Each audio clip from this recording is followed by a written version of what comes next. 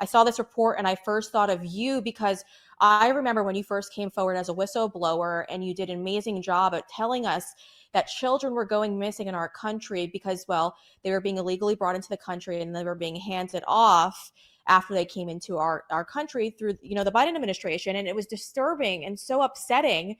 But now we're talking about over 300,000 of these children have gone missing. So for our audience at home right now, tell them a little bit about how these children are brought into the country and how they're able to just vanish without a trace. Yes. Well, Brianna, thank you so much. It's a true honor to be here and talk with you about what we now know is government sponsored, taxpayer funded child trafficking. This is appalling. Every person should be wondering, where are the children? How does a multi-billion-dollar program, which is what the Unaccompanied Children Program is, how does a multi-billion-dollar program annually, $7 billion, how do they lose hundreds of thousands of kids? I mean, that doesn't make Yeah. sense, right?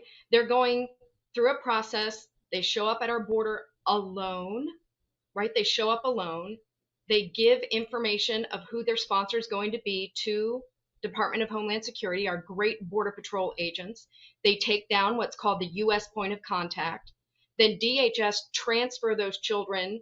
At this time, I was on the Pomona Fairplex emergency intake site, and they would transfer the children to our custody, HHS, Department of Health and Human Services, and then we would pick up that number and call that U.S. point of contact given to us by the Border Patrol, and that is the sponsor of the child. And then we would deliver the child to that sponsor. And we now know that those sponsors are criminals, traffickers, members of transnational criminal organizations like MS-13, 18th Street Gang, and other crime syndicates. Everybody is profiting off of the lives of these children, and they're gone. Hannah Dreier at the New York Times, she crisscrossed the country and documented how some of the children have died. I mean, children are dying here. And these are failed open border policies of the administration. And we need to stop this. We cannot have children be put in sweatshops, working overnight shifts at slaughterhouses, being sold for sex, and worse. This is unacceptable. This is not the American dream. This is modern slavery, Brianna. It is. And it's a black eye in American history because we continue to allow it to take place without an intervention. I mean, the fact of the matter is here in the United States, we are allowing and we are contributing to human trafficking. And there's really just very little outrage, especially for those on the left. And I hate to make it political, but again, at this point, it is political because one party's allowing it to happen and they're not doing anything to stop it. And they've seen this before. I mean, you came forward, you reported this to Congress, you testified in front of Congress and laid this all out for them. And here we are today now reporting. I mean, I remember just a year ago, I think it was, we were reporting numbers about 80,000 children that had gone missing. And now we're talking about over 300,000. And they're not being direct. They're not saying that they're missing. They're just saying that they're unable to locate them to give them their court information, which says that they're missing. And there's been great reporters out there, beat reporters who are just not with the corporate media outlet, who are just independent. They're knocking on doors to track down where these children are. And they're knocking on doors that aren't, they're vacated properties. There's nothing at the address that these children were said that they were going to, and they can't find these kids. And they're taking in more than just a couple of kids at these addresses. It's heartbreaking. Tara, kind of walk our audience through it. It's really upsetting. But what happens to these children once they get released by DHS and get kind of brought into these homes, or they're just kind of taken away because there's really no follow up after they're released? Right. And there's no legal obligation. And this is something that HHS continues to stress, is that once they release the child out of their custody, they're no longer responsible. And this is a epic government failure. I'm talking with a capital F. This is a failed program, failed policies. There's documented trafficking in this program for a decade. For a decade. People can go back and look at a expose called Trafficked in America. That was on trafficking of Guatemalan children into this country back in 2014. So this has been going on for a decade. And the fact that they knew it was happening, They mobilize everybody to help with this effort and don't even tell us that there's trafficking in the program. I can assure you, when I left my government agency to help with their crisis, because HHS at the beginning of 2021, your audience may know, the government made an all call to all federal employees to help with the crisis on the southern border. They knew they had a crisis. We Hundreds of thousands of kids have crossed the border just with the children who were coming alone. So they knew they had a crisis. And they said all federal employees, and today I'm not speaking on behalf of the government or my agency, but I've worked for more than 20 years, most of that in the oversight community. And it's just appalling to me that we have criminal actors who are using a federal program as the delivery system for children into their labor trafficking and sex trafficking and worse organizations here. And it's stunning. And Brianna, had I not seen it with my own eyes, nobody could convince me that we were giving children to known criminals on the transnational organized crime watch list, known MS-13 gang members, known 18th Street gang members. I couldn't believe it if I had not seen it with my very own eyes. Yeah, the children are gone. They're gone, and they're being abused, neglected, and trafficked. And that's what the New York Times said in their expose when they first revealed that 85,000 children they'd lost contact with. Yeah, that's the New York Times. You know, that's not any other organization. That is the New York Times. And if the New York Times is saying children are alone and exploited, imagine what's happening. Yeah. Yeah. No, I think it's telling because most of the time, we constantly we're very, critical of the New York Times. And so that the fact that they're telling you that openly is definitely appreciated, but concerning in itself because they're even seeing that this is a massive, massive issue. I want to talk about where these kids end up. So there are a portion of them who sadly do end up in sex trafficking, but we have the evidence that the other half are ending up in labor and that they're ending up slave labor. I mean, that's really what it is. And we hear about Democrats constantly talking about how we need the people on our farm. That's why we need to bring migrants in. I wanted to bring our audience's attention that, Purdue and Tyson Foods are under federal investigation right now for having illegal children or children illegally working as labor at their facilities. But also, I want to also highlight this that Tyson Foods has been shutting down a lot of their facilities around the country and bringing them into more migrant-friendly states, specifically New York, for example. Tyson Foods is hiring New York migrants for jobs, and according to this article, that nobody wants. This is really interesting in itself because in the state of New York, that's where I come from, we were screaming about all of this because New York will give illegals IDs, driver's licenses, with very little documentation to back up who they say that they are. They don't have a verification process in place. And so anyone could go to the DMV right now and hand over documents and say it comes from this foreign country. And the DMV is now forced to accept those documents and just give them a driver's license. They can't even push back. DMVs did try to sue, they lost in court. And so now they're forced to do it. So the reason why I'm bringing this up is for children who are underage, they could potentially be getting these documents to allow them to work for places like Tyson Foods. This is just speculation because I have not seen any evidence of this. But again, it outlines what the investigate. Oh, you have? Yeah. Mm-hmm.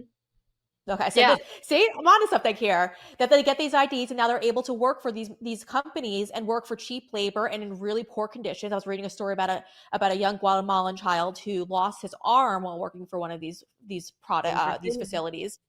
And it seems like it's an everyday story for these kids because they're working in really poor conditions. So since you have more experience on this front, talk about this a little bit as to what these children now have to endure. Yeah, well, if people want to see it with their own eyes, I would strongly encourage them to look at the Trafficked in America expose. And the Trafficked in America, just type that in and they can see it. They can see the conditions that the children are living in. They had these children who they were threatening at gunpoint, threatening their families, threatening to kill their parents back home in home country, living in a dilapidated trailer on an egg farm in Marion, Ohio, and they didn't even have a toilet. They had a bucket. So people need to check their cultural biases if they believe that children are better off here as slaves than in their home countries with their families. Seriously. People need to really look at what's happening here. There's nothing humanitarian about this. and people need to open their eyes. When I raised my hand and said, "Here I am, send me," I thought I was going on the humanitarian mission of a lifetime. And Yeah. I thought I was going to be playing games and doing puzzles with the kids. I had no idea that I was going to end up as the middleman in a child trafficking operation run by the federal government using billions of taxpayer dollars. And we just don't know the suffering that these children have gone through just to get here. I don't think people realize everyone, see, follow the money. I don't think people realize everybody profits off of the lives of these children. The coyotes or their smugglers, right? They're making bank money for every child they get to the border. Then, once they're here, the contractors, the NGOs making billions of dollars. When I was at the Pomona Fairplex, the contract, anybody can look this up on USA Spending. I encourage people to look at where your HHS dollars are going. That site for 6 months was over $700 million. So we're talking $100 million a month. Who in their right mind running this organization is going to say, maybe we should tell them we're trafficking kids? Nobody is going to say that because they want that $100 million a month. And NGOs, the same thing. We found, I mean, they recently, DOJ is prosecuting Southwest Keys because this NGO that's supposed to be caring for the kids, they've found that they've raped children as young as 5. And Carlos Ariano, he transported children as young as 3 months old. I mean, people just need to think, why is somebody getting a 3-month-old? How are they moving these children? Why are they moving the children? It's a money making operation. And we need to shut the money off. We need to stop this horrific process of separating these children from their loving families back home, luring them here, because trafficking is force, fraud, or coercion. And I can just give you one example. One of the children told us, he said, I was making $2.50 a day on the coffee farm back home in Guatemala. But my sponsor, who's here in the United States, he said he would pay my journey if I traveled here, and he's going to pay me $6 an hour. This little boy believed he was going to be Elon Musk rich. He had no idea that he was about to become a slave in this guy's trafficking operation, because we found out that this guy was sponsoring multiple children from multiple sites at one time. And somebody has to say, why is it that this is happening? It doesn't make sense. It doesn't make sense, and we have to save these kids. And here's something else, Brianna, that I'll say. HHS is knowingly withholding the sponsor information. The sponsor is the adult caregiver of the child. They have that information. They know where every one of those children should be. And guess what? They won't give it. My AG, Jason Miyares, in the state of Virginia, you mentioned the little boy who got pulled in the machinery. That was actually in my state of Virginia. He has, in a little town near me called Culpeper, there are 22 missing kids out of the 38 that HHS placed in this state without telling any of our law enforcement, without telling the schools, without telling anyone, hey, we're depositing these children into your state, and these are the people who we're giving them to. So nobody knows. The federal government's just putting them here, and then they're gone. So the states are trying to find the kids. My attorney general has reached out repeatedly to the secretary, Becerra, to say, please, just give me the data for my state. Let me know who took the kids. I'll go look. I'll find. They won't give it. They won't give it to anyone. They won't give it to Congress. They keep saying there's no missing children in our custody, which is a nice, smoke and mirror, because we're talking about HHS. Where are the children once they are released from your custody to the criminal sponsor? See, that's what they won't talk about. So it's actually, in my opinion, this is criminal behavior. It's obstruction of justice. It's putting the lives of these children in danger. And every OIG report is saying it's not just the Honorable Joseph Kafari at DHS, but also the Honorable Christy Grimm at HHS, OIG, she also has released these reports talking about the children are gone. This is absolutely unbelievable, the defiance of this government that's putting the lives of children at risk. Yeah, no, it's infuriating to hear about this because uh these kids need to be saved. I mean, this is not for the better of their lives. Like we're not helping these children at all. I know a No, lot of people tend to write these things off and say that they're in the United States, they're living a better quality of life, but this is no, not a quality of life that anyone should have. And then we hear Democrats too. I remember hearing AOC, Nancy Pelosi, all saying that we need these migrants to come into our country for cheaper labor to work on our farms. We don't need them to do that. We could let them live their happy lives in their native country. And the part that really upsets me too is I know under the Trump years, President Trump was doing DNA testing for the minors who were coming over with parents and family units, supposedly, or before handing them off to a relative. And I remember under Joe Biden that they actually stopped doing that. So I'm very fearful that a lot of these children are probably kidnapped from their countries. Have you heard of any stories like that where these kids are kidnapped and that's what they're being brought to this country to do? Or are they all just people who are children who are being misled into thinking there's a better future ahead here in the United States? it's all different ways because I've talked to people at Border Mhm. Patrol. We've talked to the children, right? There's 5 of us whistleblowers. We've talked to the kids directly. They tell us what's happening to them.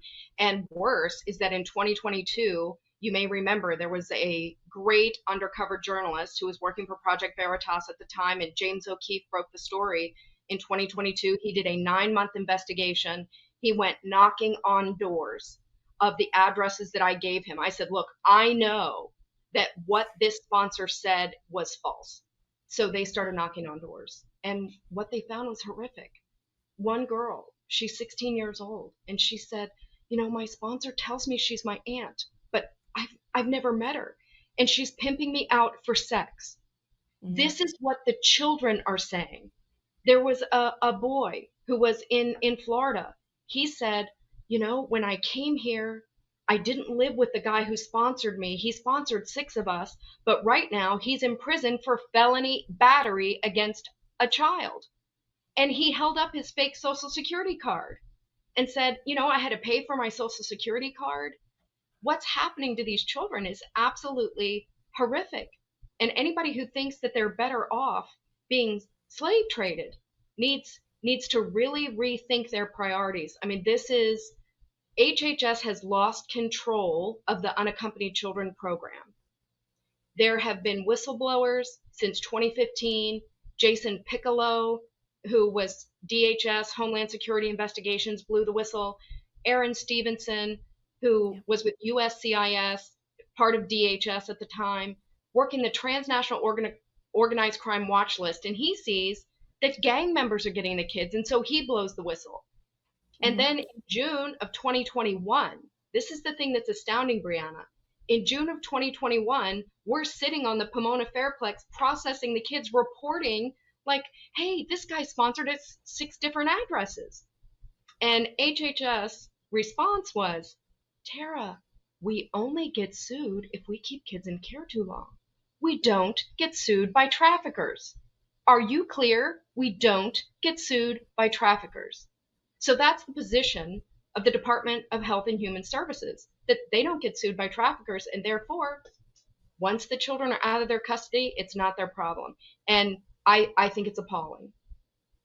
No, it is. It is. It's enraging that we're going to continue to allow this to take place, and that there's very little pushback on all of this. I mean, I remember, and I told you this story before, working at a corporate media outlet, when a story came up about a young girl who was brought into our country and she was gang raped on the way over. And this border patrol agent was talking to us about it, or was talking to the media about it, and it was recorded. They didn't want to air it because everyone thinks that these stories are extremely depressing and that they're not going to help their ratings. They're only going to make people click away, and they don't want to air these stories. But these are the stories we have to talk about. It makes people feel uncomfortable, but you have to talk about it because right now what's going on in our country is absolutely disgusting. Tara, for those at home right now who want to get involved, they want to help out. What do you recommend that they do? Do they call their local congressional members and just keep pushing for them to get involved? Or is there another way that they could go about this? Yeah, so I would say if people go to americasfuture.net, americasfuture.net, there's 2 things they can do. Number one, they can join our Vote Yay on the CRA campaign. So right now, there are 47 senators who have put together a resolution, it's bipartisan, and they need, though, a majority to override veto. So they're going to need 67 senators. So they're at 47. They need 20 more senators to sign on, and it's called, all they have to do is say, there's an interactive map. It tells them exactly what the phone numbers of their representatives are. They're two senators and they're one representative. If they call and just say, protect the children, vote yay on the CRA. So 3 simple phone calls, go to americasfuture.net, and they'll find that information there. The other thing they'll find is at America's Future, we are running state campaigns to help people in their states get involved. Our next state campaign is next month in Colorado Springs, Colorado. It's the panel is going to be moderated by Lara Logan. Doc Pete Chambers is going to be there. Jason Jones, Baz and Tina Boz, who run the Association for the Recovery of Children. I'm going to be there on the panel. We're really excited to bring this to Colorado Springs. We're traveling the country, letting people know about how they can get involved and get in the fight to help rescue these children, because our goals are to rescue these children, prosecute criminals, and reform this program. Yeah. Tara, that's what needs to happen. That's what needs to happen. And I'm so proud of you for coming forward as an HHS whistleblower because it needed to happen. It's very scary to do all of this, to come forward and to pretty much out the government. But you are a very brave woman for doing so. So thank you. And for our audience, we're going to include those links in case you missed it, or maybe you're driving, listening to the podcast version. It will be in the description of this video. So make sure you click below if you're looking to head over there and do just that and help these children out. We need to do this. There's no middle ground here. This needs to end now. Tara, thank you for jumping on with me and discussing this. Is very important. I appreciate your time. Yeah, Brianna, and thank you so much for shining a light on government-sponsored, taxpayer-funded child trafficking. I'm going all natural these days, and I'm talking about my skincare, of course. And well, I've got a great product that you guys might want to look into. It's called Givaderm. They're an incredible, all-natural, toxin-free skincare line, and I'm loving it these days because they're also fluent in sarcasm, of course. So a couple of these items I want to flag for you folks. This is good for both you ladies and gentlemen out there, of course. It's a 5-care skincare system. You're going to love it. Take a look. It's on sale right now, but just for listening to today's show, you're going to get an extra 10% off. It comes with the clay cleanser, the vitamin C serum, the uplift, the bamboo mist, and nourish. All of those are incredible. Normally are extremely expensive to get separately, but it's on sale right now. Plus you're getting 10% with that promo code Brianna. Telling you folks, I use it. It's super easy to use. I use it every single day. It's very fast too to do. It's not very tedious. You're going to love it. And then if you're also looking to switch up your deodorant, this is another one that I am loving. It is Pits Me Off. It's an all natural deodorant, no residue, no stickiness, and it doesn't smell. It is amazing. So head on over to givaderm.com right now. Take a look around and use promo code Brianna if you're looking to save 10%.